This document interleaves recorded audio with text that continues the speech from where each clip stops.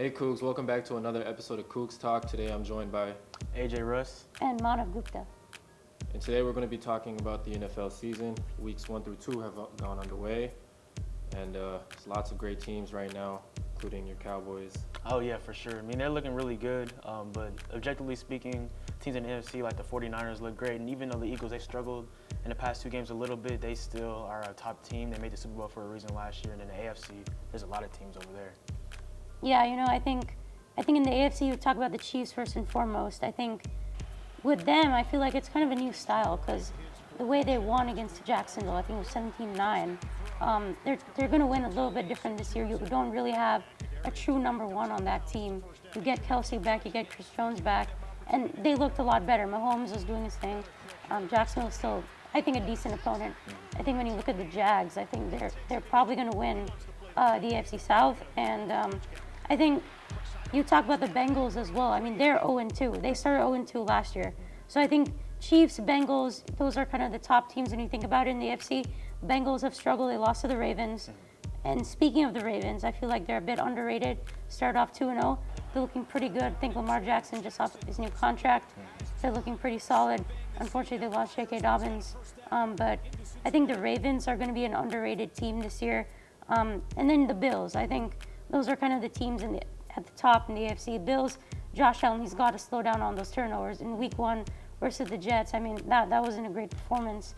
And he looked solid versus Vegas. So I think when you think about it, to me, I would still put the Chiefs at the top just because you have the proven experience and the proven person to get it done in Patrick Mahomes, who's the best player. Right, for sure. That's the safe pick, most definitely. Another team that's in the mix too is the Dolphins. They look really good. Yeah. They're in the same division as the Patriots, as the Jets, and as the Bills as well. So that's another team that's for sure there. And with the Chiefs, of course, we know they're going to be great, but also an important factor that they lost is Eric Bieniemy. He's not offensive coordinator in Washington, and you've seen they kind of struggled to score a little bit in the first 2 weeks. So that's something to look at for sure. But yeah, there's a lot of teams, even teams that have struggled so far, but lost in a one-score game against the Dolphins in Week 1, the Chargers. We'll see with them. They're always interesting and in the mix. But yeah, I mean, Jaguars, like you said, they look really good. They're going to ascend. They have Calvin Ridley. He didn't play last year, but that's Trevor Lawrence's new number 1 option. So it's going to be really interesting to see who makes the playoffs. And of course, I like the Ravens too, Lamar Jackson. If I couldn't root for, 2 teams, because in the NFL you have to have one team. But if I had to have like a second team or a quarterback that I like, it's for sure Lamar Jackson. Just really humble, plays the right way. So that's another team that looks good. Sure. Yeah, I think you've got to talk about the 2 Texas teams as well here, the Cowboys and the Texans. We'll start off, with the Texans. I think you look at C.J. Stroud. I thought he looked really good. 2 touchdowns, no picks, 384 yards. I think that's a great performance from C.J. Stroud. He's looked really good. That's at least the one positive you can have from the Texans. Defense, I'm not sure what exactly was going on with D'Amico's defense there. I think you talk about Jalen Petrie, he was out. Jimmy Ward, those 2 safeties are critical. Right. So I think that had some effect on it, but I think the Texans are obviously going to be in a work in progress for sure. But to see Tank Dell gets first touchdown, Cougs obviously, and then CJ Stroud doing his thing. And then the Cowboys, I think they're the best team in the NFL right now through 2 weeks. And it's only been 2 weeks, but still, historic defense. I mean, they played the Jets, then they played the Giants 70-10. They outscored them. I think that is quite impressive. Micah Parsons, to me, is the best defensive player in the league right now. And Dak, we have Mike McCarthy calling plays this year. Kellen Moore went to the Chargers. So I think Dak this year, they're not going to be taking as much risks with him. I think he's going to be a little bit more conservative, maybe take the check down instead of like pushing it downfield. So I think the Cowboys, great shape. I think that's kind of like the team to look out for right now. Right, absolutely. As you noted about the Cowboys, obviously they look really good. Micah Parsons in that game against the Jets, he had 4 tackles, a forced fumble, and 2 sacks, so he looked really great. I could honestly say that he might be the second best player in the league behind Mahomes, and he could be an MVP candidate this year. Just health is the main thing, but for the Cowboys, like you said, they're going to play more conservative. Mike McCarthy, he's getting out plays fast. If you're watching in that Jets game, like they were just getting the play call in and just getting to it, so it looks really good. If Dak can just cut down on the turnovers, which he has so far, they could be interesting in the mix. We're going to always judge the Cowboys by how they perform in the postseason. I mean, that's what it is. They're America's team, so everyone's going to judge them at the end of the day by how they do in the postseason. So that's what it comes down to. But they definitely look good. And, of course, also on the defensive end, Trayvon Diggs. You have Stephon Gilmore as well. The Marcus Lawrence, like a loaded defense with a lot of depth as well. And then the Texans, like you said, C.J. Stroud looking really good. I like that they have him. He's very humble, keeps God first. I love his mindset, how he plays. He's a very poised quarterback as well, so it looked really good. And building the defense for them, that's going to take some time, obviously. But with DeMeco Ryans, he's a young, great, energetic head coach, and I feel like he'll build that for sure. So, I mean, we were talking about the Jets earlier, and I think, talk about Zach Wilson. He had 3 interceptions to the Cowboys. So, what do they do at QB is kind of what we're thinking about right now. What do you think? Well, that's definitely one thing. Some people have said, like, trading for Kirk Cousins. I don't see that because Zach Wilson, although he has struggled, of course, in the past 2 seasons, he knows a new system. And Nathaniel Hackett, he's a new offensive coordinator there. And to be fair to Zach Wilson, he was expecting to learn from Aaron Rodgers, which he has so far. But you can make the argument that it's even more tough of a situation now because he expected to sit behind him and then being rushed in after 4 plays after Aaron Rodgers got hurt. I mean, that's a lot of expectations. So we'll see what happens there. I'm sure they'll pick up another veteran. Like he said earlier, they got Tim Boyle. I don't really expect him to start, but you know what I'm saying? But we'll see how the Jets do. I mean, they still have a great defense. Yeah. And really, if you talk about that Cowboys game as well, the Cowboys offense was impressive to be able to score 30 points on them. So that's another thing because that's the top 5 defense right there with the Jets. For sure. I think the Jets are actually a pretty good team. If you had Aaron Rodgers at QB, I think it just changes everything. I thought they were a playoff team. Now I'm not so sure. You have the Dolphins and the Bills in that same division. So I think it's a little bit tough. But I think that's kind of what's going on in the NFL right now for sure. Absolutely. Before we move on to the next topic, I wanted to talk about the Texans real quick. I know we're 0-2 at the bottom of the division. Right. But it is a 3-way tie at 1-1 for the top of the division, and we play Jaguars next week. Is it out of the equation? In terms of what, like making the playoffs or like? Yeah. I mean, for the Texans this season, I think like going into it, as long as you can win like maybe like 3 to 4, maybe even 5 more games, that should be looked as improvement. Like winning 5, 6, 7 games, I think that should be looked as improvement. Yeah. Playoffs maybe next year or something like that, building towards that. If you look at teams in the NFL, it's incremental growth. So if you have that, you want to be able to look at the positive things like that. But like in terms of making the playoffs, I don't think so. If there were a wild card in the AFC from the AFC South, I would say the Titans, but I don't even trust them because Tannehill, he's so up and down. I would call him the definition of mid.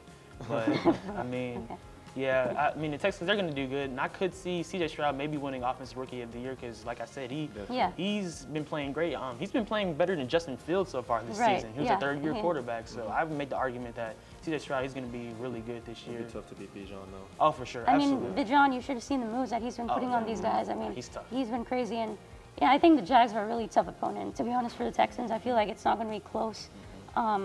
I think, I predicted 5, maybe 6 wins for the Texans. I think that's an improvement. I think at this point, if they can maybe get 4, I think that's actually pretty decent. So we'll see. They have a long way to go.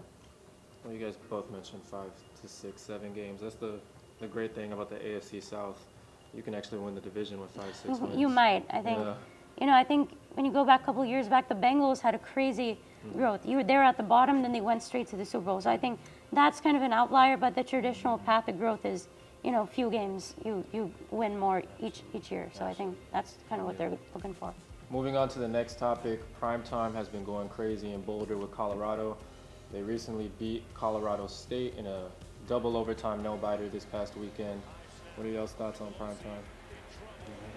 Well, I really like it. Honestly, it's a great story, and honestly, I love how they're playing. And people weren't really taking them serious, of course, going into how Colorado was last year. And now 80-something transfers on their team, only 10 returning players with Dion. But I really love it. And Shedeur Sanders, we have to talk about him as legit, not only Heisman candidate, but as a legit first-round pick for the 2024 draft. I mean, he's really freaking good.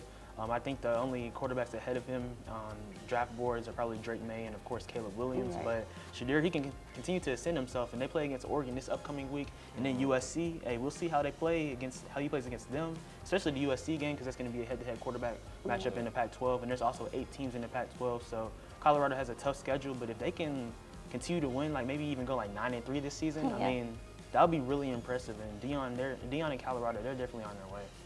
Yeah, I'm super impressed. They've been the talk of sports pretty much the past 3 weeks. They've taken it over. I mean, you look on Instagram, pretty much every ESPN post is about these guys. Ranked number 19, they beat TCU in a great game. That was excellent. Then you win your home opener, Nebraska, in that dominant fashion. And then you had a really great game against Colorado State, which went into overtime. And then Shedeur Sanders, he showed up in the clutch. I think you look at the passes that he's throwing. I mean, these are great throws. These are, I think you mentioned it, he's one of the top QBs in the class this year.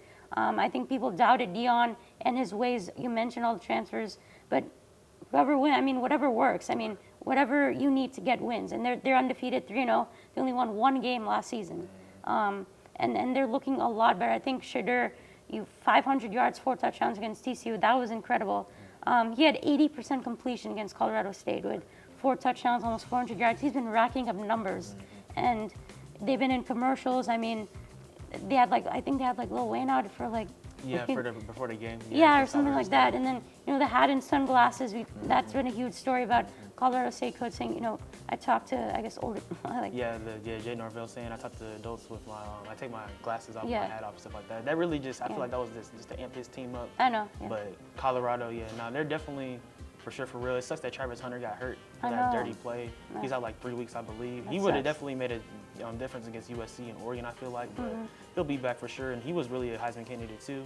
And the crazy thing about him, he still has another year or two potentially to play in college. So he's going to be really tough. Probably a top 5 pick in 2025. So we'll see about him. But yeah, Colorado, they're definitely for real, and they're here. I mean, that program has just completely changed. I think the city itself, has changed around there. I think Travis Hunter, he was so incredible, such a story. And to see him go down, that was quite unfortunate. But, I think they're going to be a really great team to watch. If you're watching college football, that team, is right at the top. I think they've shown that they can get it done in the clutch as well. So, I mean, I like the way they're playing. I like the swag that they have. Dion, of course, pre-game, post-game speeches, the way he, hypes up his guys. I think that's truly incredible. So, one heck of a story right there. Yeah, it's iconic. And people, he asked people if they believe. I definitely believe. I'm not going to be one to doubt him. So, yeah. Moving on to our final topic, the FIBA World Cup finished up recently, and Germany came out on top. USA did not finish on top. Yeah, I think Team USA did not medal. I think that was a little surprising, but you saw Team Canada, they really went off. I think Dylan Brooks, he's a Houston Rockets, so, I'm a Rockets fan, I like that. The way he's been playing, 39 points, 5 assists in that game. That was in the 3rd place game. So, I mean, I thought that was pretty impressive. And speaking of Team USA, they were at the top of their group stage. They lost a close one to Lithuania. They, beat Italy quite easily, 100-63. We had Mikal Bridges, Tyrese Haliburton. Those two were looking really good. And, to me, with Team USA, they hardly bring out their best players. These are more of their upcoming stars. And I think to see them perform well was okay. But then you lose to Germany in the semifinals. I think that was a close game. But I think really with Team USA, I feel like they should start bringing out their best players if they really just want to flat out win and dominate. I think that's what they should do. And, we had Noah Lyles comment that kind of was trending, a few weeks back about, how NBA champs aren't really the world champs, that comment. Then I saw Giannis Antetokounmpo agreed with that. But that's kind of kind of goes off of it. I mean, if Team USA were to win, that's really, they were the world champs. But I mean, that's kind of debatable right there. I'm kind of curious to hear what do you think about that. Yeah, it's for sure debatable. I feel like, the NBA is the best league in the world, so they're the world champions. You take any of these FIBA teams, you put Germany against the Nuggets, come on, you know what's going to happen. The Nuggets were dominating, Nikola Jokic and all that. Yeah. But in terms of the USA, I would say, of course, for FIBA, they don't bring out the best players, but they modeled it in a way to where, they were very specific. Trae Young, he came out on the record, he said he wanted to play, you have Trae Young, someone like that, you want to play him. And also, they were supremely undersized. That's one problem that you're going to have.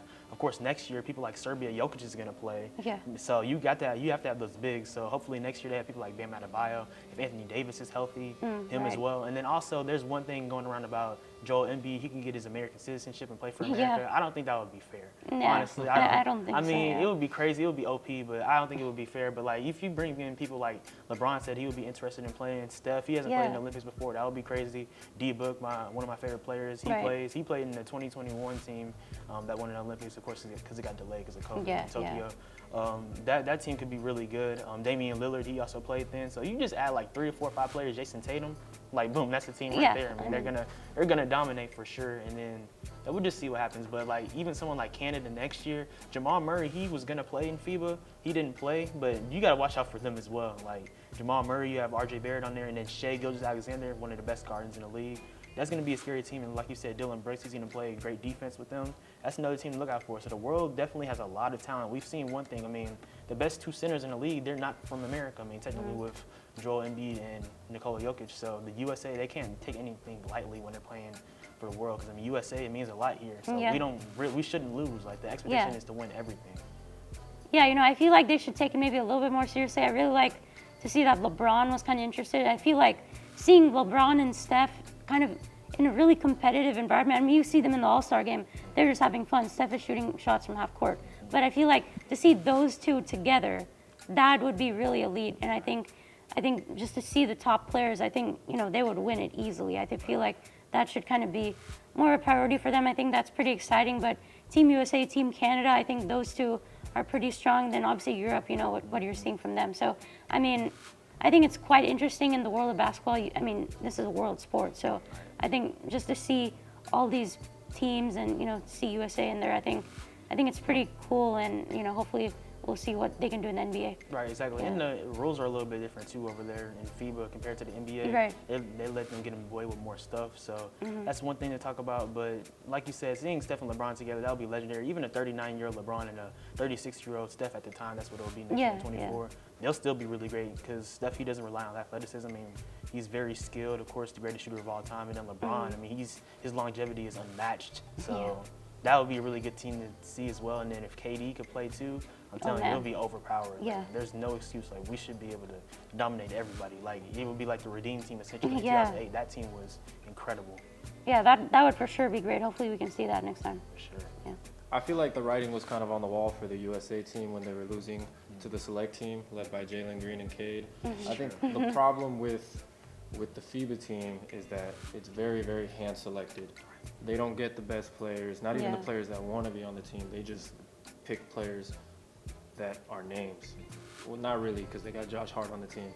But they just, I don't know. I mean, Steve Kerr, I feel like he just kind of picks who he wants. No, exactly. Yeah, I agree with what you just said. Like you said, there's people who wanted to play, but they had a specific team that they had in place, like a small ball team. Because like Steve Kerr, I mean, of course, with the Warriors, you have Draymond Green at times running center, small ball team. So yeah, I definitely see what you're saying there. That's not the way to go when you're playing against these big teams that know how to play against each other, know how to play with each other, who's been playing with each other for years, have that chemistry, that camaraderie. Like they lost to Lithuania at one game. I watched that game from start to finish. They were catching everything from three. Like you have to be able to play teams like that. And having a team that's small ball reliant, no bigs, that's going to kill you every single time in global play. Yeah, absolutely.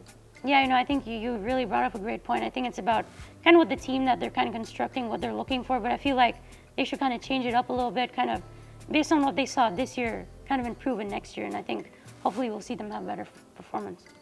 Thanks again for tuning in, Cougs. I've been your moderator, Daniel Rodriguez, and I've been joined by AJ Russ. This is Maanav Gupta. And go Cougs.